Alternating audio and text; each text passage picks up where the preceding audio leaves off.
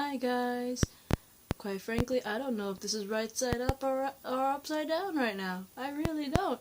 I literally had to turn my camera around because it's literally charging right now. And so normally it would be the other way. Well, from my view, it'd be like sitting on its left side, but my charger wouldn't let me, so now it's sitting on its right side, and now it looks funny.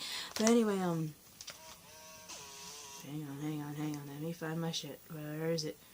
Where is it? Where is it? Ah, my notes! This is supposed to be my reaction to The Flash Season 3's finale, which is titled Finish Line. I believe it's episode 23. Hang on. Yes, there you go. Season 3, episode 23, titled Finish Line, which is Season 3's finale. The reason why I'm freakishly quiet right now is because it's currently 12:37. I'm looking over there because my digital clock is like literally like right there. You can see my geisha doll right there. You see the geisha doll at least, right? My clock is literally behind her. It is currently 12:38 in the morning, and there are people sleeping in this household. Anyway, yeah. What computer? What do you want, computer? Hang on, give me like 2 seconds. Sorry about that, guys. One, my computer is acting funny, and two, I wanted to wear a hat. So say hello to my Doctor Who hat. It's a Dalek. I can never pronounce it. Was it Dalek or Dalek? I keep forgetting how to pronounce it properly, but you know, those little robots exterminate and all that good stuff. My cousin gave this to me for Christmas. I forgot which Christmas though, but I know my cousin Emily, I call her Mochi. She got me this beanie for Christmas. Anyway, yeah. Let's get to it. Let's see if I remember, because keep this in mind. Season 3's finale of The Flash literally premiered like May 23rd. It's currently like June right now. I don't remember the exact date, but it's definitely June right now. Anyway, where we left off was pretty much we all believe that nothing has changed. That Savitar still killed Iris. The only difference is that Joe witnessed her getting killed. Was pretty much the only thing we witnessed, because the only thing we saw like the first time was it was just Barry, Savitar, and Iris, and then we ended up seeing HR on top of the building with a gun ready and everything. That's all we saw, but apparently this time HR was switched off with Joe because he witnessed Iris' death, but it turns out it wasn't Iris, guys, because we see Barry cuddling Iris, and then we see Joe drop to the ground on top of the building he's on right now, and all of a sudden you see HR show up, and he grabs the gun that Joe dropped, and he's all pointing, and it's like, it's too late, right? And of course, shoot, what's her name? Blah, blah, blah, blah, blah, blah. That chick that made the bazooka, she's also there as well, but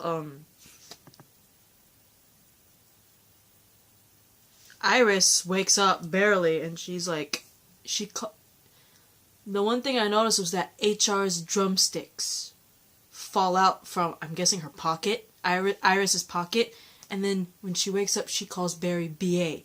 We all know the only person who has those drumsticks and calls Barry B.A. is HR, but he's the one on the roof, right? Turns out HR swapped places with Iris.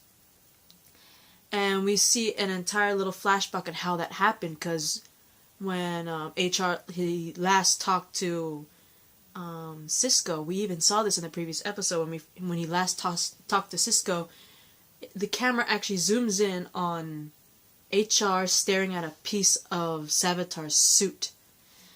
And I always thought that was interesting, and it turns out that came into play because apparently HR used that piece of Savitar's suit to track down Savitar, to find Iris. He tried to get her out of there, but of course the piece of Savitar's suit like pretty much magnetized itself all the way back to the suit, of course warning Savitar and Killer Frost that they're there, and of course they're running, but then they end up in, you know, kind of trapped, and HR pretty much uses that technology of his, you know, the one that changes his face. He uses that and pretty much swaps places with Iris. He becomes Iris and Iris becomes him. Right? And I'm glad Iris is not dead, but just HR's death in general, it's heartbreaking, because he's like, the reason why he went after Iris and swapped places with her, because he blames himself for Iris being taken in the first place, because remember, Savitar pretended to be normal Barry and zoomed into Star Lab saying, I've done it, we've got the whole device thing and everything, where's Iris? And of course he's only showing one side of his face, and it's not the scarred side, obviously, and HR was the one that was like, oh, she's safe on Earth too with Harry. And so he blames himself for Iris getting kidnapped, which led to all this, right?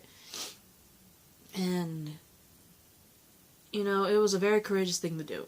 And he has this beautiful moment with, God, I forgot her name already, the one who made the bazooka.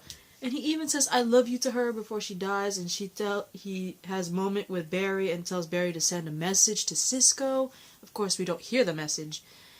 And then, of course, you know, the whole reveal that, you know, the HR on the roof was Iris. Of course, Joe's happy. He hugs and embraces her. And, apparently, Savitar, when he supposedly killed Iris, he apparently stole the speed bazooka.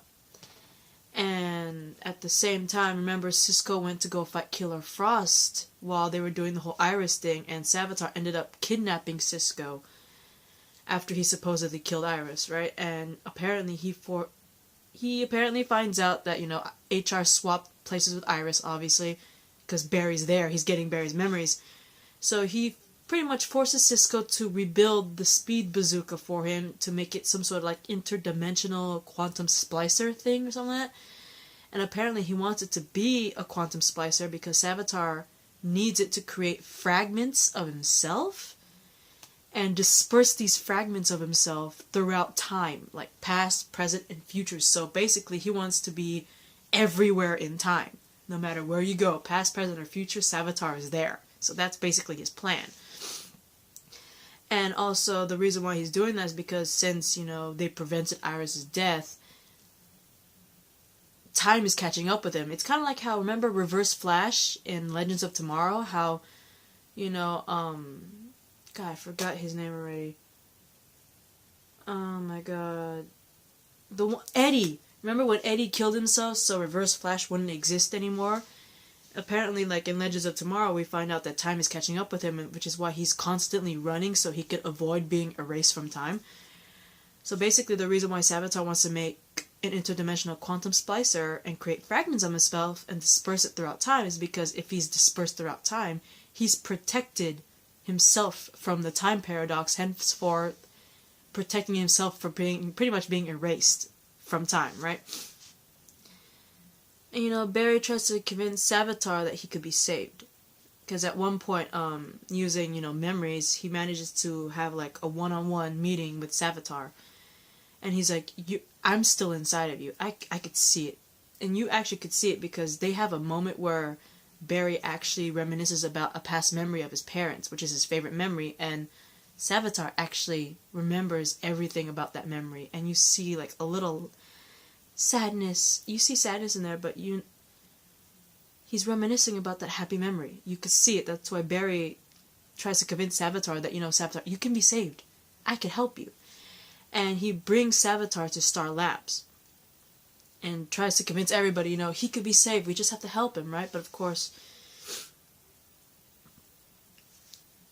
that all goes down the hill when Savitar has a private conversation with Barry and Iris saying, you know,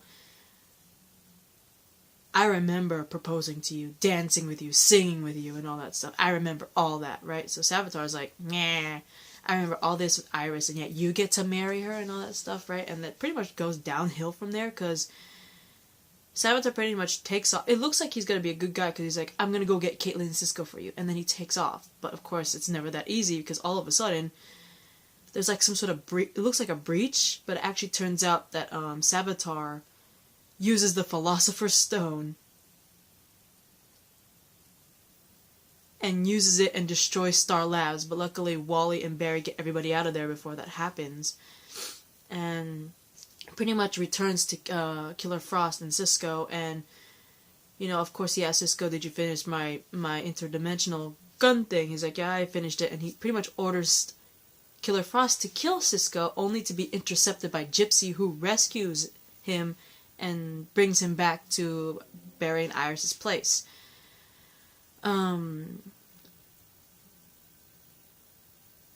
let's see from what I remember.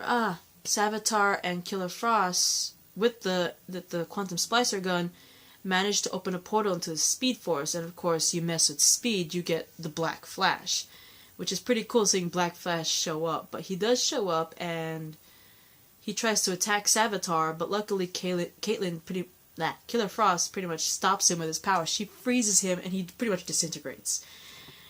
And it's pretty funny because Killer Frost is like, "Bye-bye, Hunter." Because remember, before we found out he was a bad guy, Caitlyn had a thing with him. So that's pretty much like revenge for him. Revenge for her, don't you think? It's pretty cool that she kind of gets revenge on Hunter Zolomon for pretty much using her and shit like that, which I thought was pretty damn funny. And of course, Killer Frost shoots, if I remember correctly, she shoots Savitar with the Quantum Splicer, and it looks like it's working. I thought it was actually legitimately working. But all of a sudden, you see like multiple copies like behind him appearing, but all of a sudden all those copies return back, and then the gun's laser thing turns all red, and then all of a sudden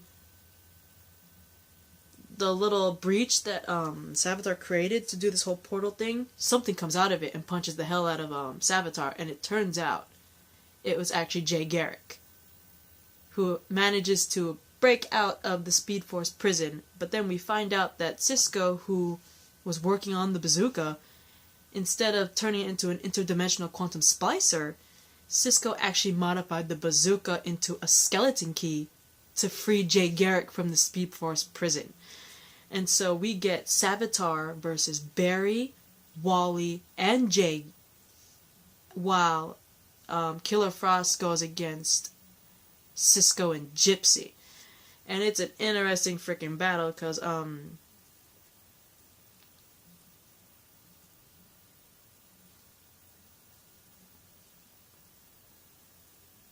if I remember correctly, Gypsy and Cisco get the upper hand against Killer Frost, and instead of finishing her off, he tries to convince her to be benevolent, right? Because apparently earlier also, Julian finally comes back, and we find out what he's been doing. He apparently went to Caitlyn's mother to find a cure for Caitlyn, and Cisco gives the cure to Caitlyn, saying, it's your choice, right?